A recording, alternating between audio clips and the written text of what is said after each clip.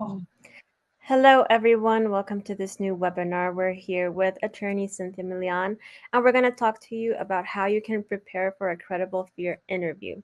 So, Cynthia, she is a senior associate attorney on Powers Law Group. Um, can we go to the next slide, please? She has been licensed since 2018.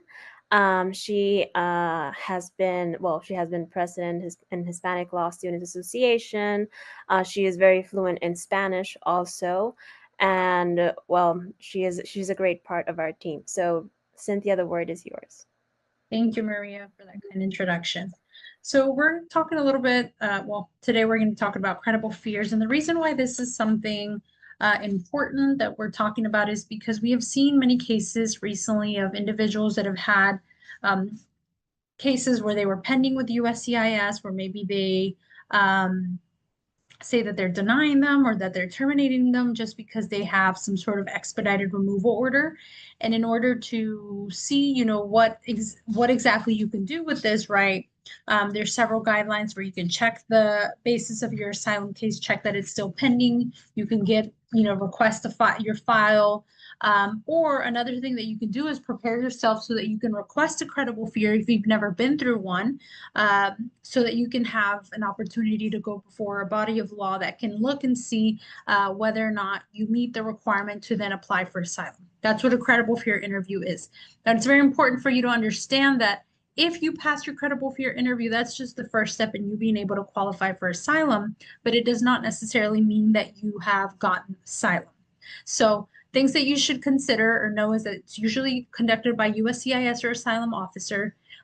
This is something that is triggered when you tell them you're afraid to return to your country of birth or where you're coming from, and the standard is typically lower than the full asylum standard.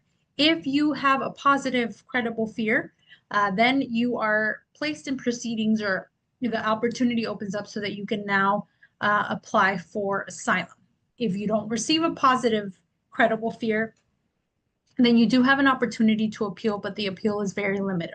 Okay, so let's talk about the legal and the procedural context. So when you're detained at the border, or what we're seeing now is a lot of people that were detained and that were subsequently released, filed an asylum application, and now they're saying that it's being terminated. When you were detained, Customs and Border Patrol will ask you if you return. If yes, and that triggers a provision on a form called the M44. Well, it basically asks a bunch of questions of why you are afraid to return to your home country. So this credible fear interview is typically not adversarial, but it is taken under oath, right?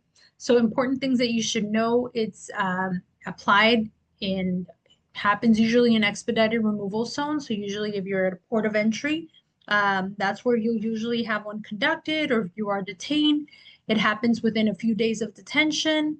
Like I said, it could be in a detention facility or it could be by video. If a officer determines that you are not credible, that there is no credible fear, then you can appeal it before a judge. And after that, the judge can either overturn the decision or they can sustain the decision. But after that, you can't appeal it to another body of law. So, what are the standards to meet in order for you to qualify for a credible fear?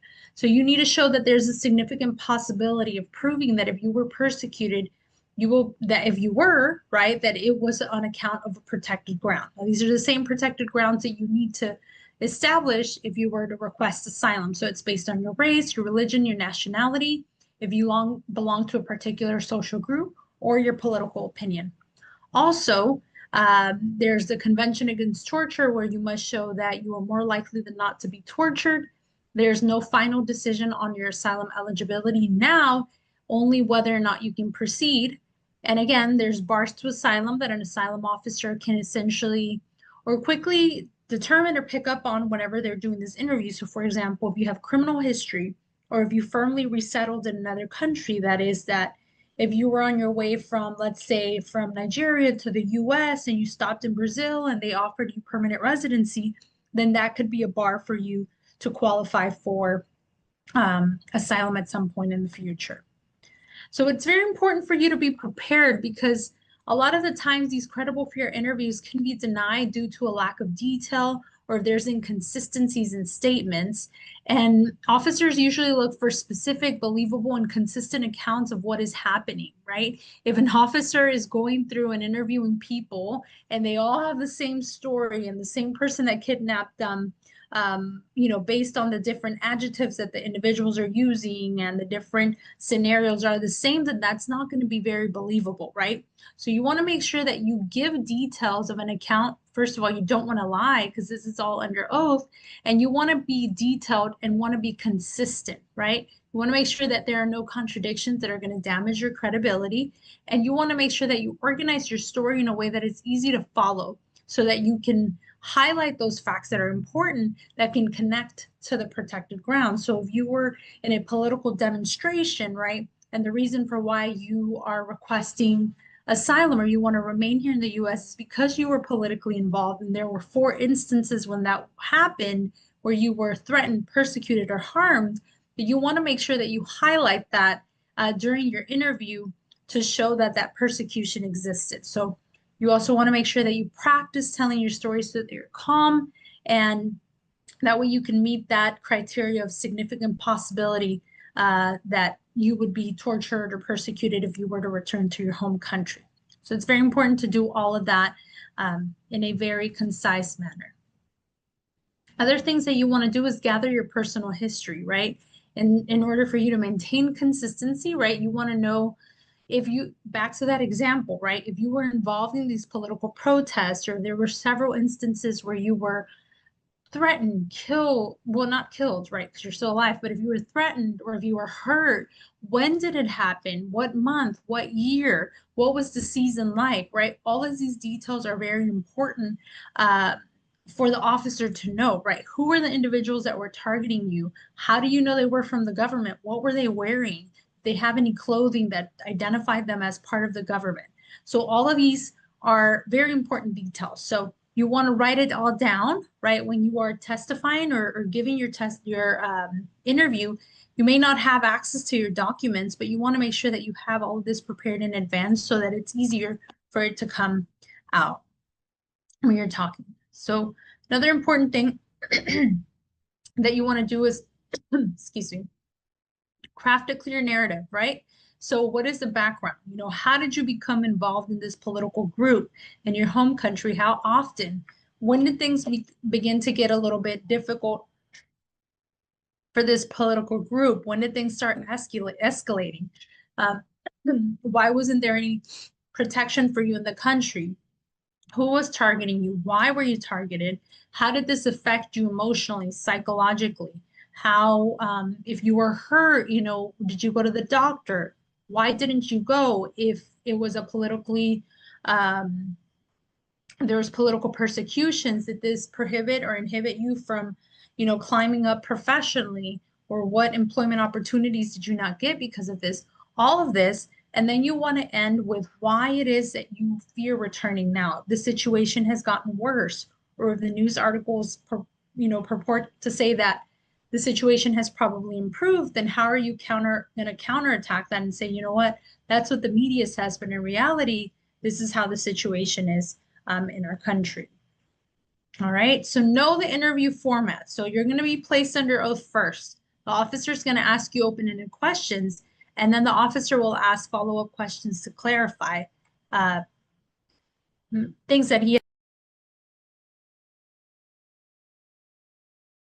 Sorry about that. And just know that the interview can be recorded. You will have an interpreter that will be provided if needed. And then the officer will evaluate these answers, the demeanor, the consistency.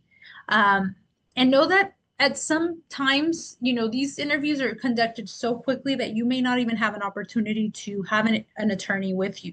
But other times there are opportunities where the attorneys can be on, but an attorney can't really say much. All we can do is listen in, right? And if maybe the interpreter or the officer is misinterpreting something, then that's when we can step in. But an attorney's role is very limited in these credible fear interviews. So if you don't understand something, if they are asking a question and you don't really know what is being asked, ask for them to repeat it or clarify it, so that way you answer in a proper way. Other things to consider prior to the interview, talk, if you are detained, if you don't have access to an attorney, you want to see if maybe there's a free legal list services that you can talk to, or if there are any materials that are provided around that can assist you in preparing for this. Practice your answers with someone that you trust, things that are general, like why are you leaving your country? What happened to you? How did they know who you were? When did it happen? Why are you afraid to return?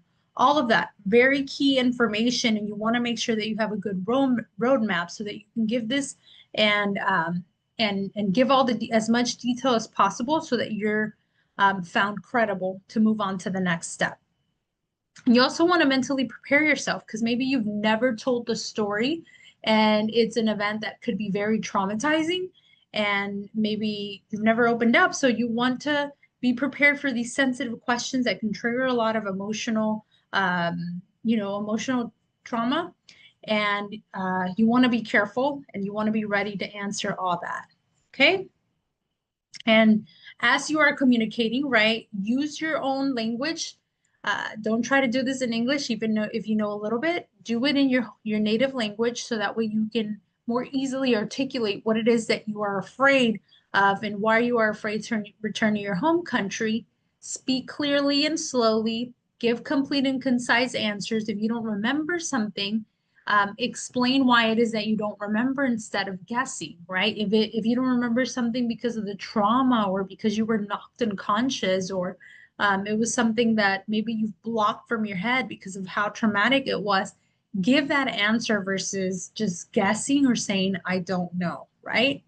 And make sure, very important, and I'll reiterate this again, be consistent, right? This credible fear interview could be used if you pass it. It's something that could be used and even brought up at some point years later at an asylum hearing before a judge. So the story that you tell, during credible fear interview is basically the foundation of what you're going to use at some point in the future to continue with your asylum claim. So make sure that everything that you say, is correct, and that you've truly, really practiced all this and known the facts, the dates, and all that, because at some point in the future, you don't want this credible fear interview to be used against you so that they could discredit you and discredit your testimony. If you have documenting evidence or supporting evidence, sometimes they will allow you to submit this, especially if you have to appeal it. So have all of these documents in order, right? So if you were involved in a political protest and you were harmed and you were shot at, or, due to that, you have suffered, physical, ailments, have those medical reports ready. If you were able to file police reports, have those police reports. If you received any threats via email or physical mail, have all of that ready and prepared to present to support your credible fear testimony. Okay. And also, if they don't ask for it, you want to make sure that you tell the officer the evidence that you have and how it relates to your fear, so that way they can know that you have documentation to prove it all. All right, so if the interview is positive, like I mentioned, the next steps are you're going to have an asylum interview. You could get scheduled for an asylum. Well, you apply for asylum, and then you can get scheduled for an asylum interview with USCIS, depending on where you're at. Or if you are placed in removal proceedings, then the next step, once you apply for asylum, is to present your case. After you have a master initial calendar, an initial hearing, you'll get scheduled for a final hearing before an immigration judge.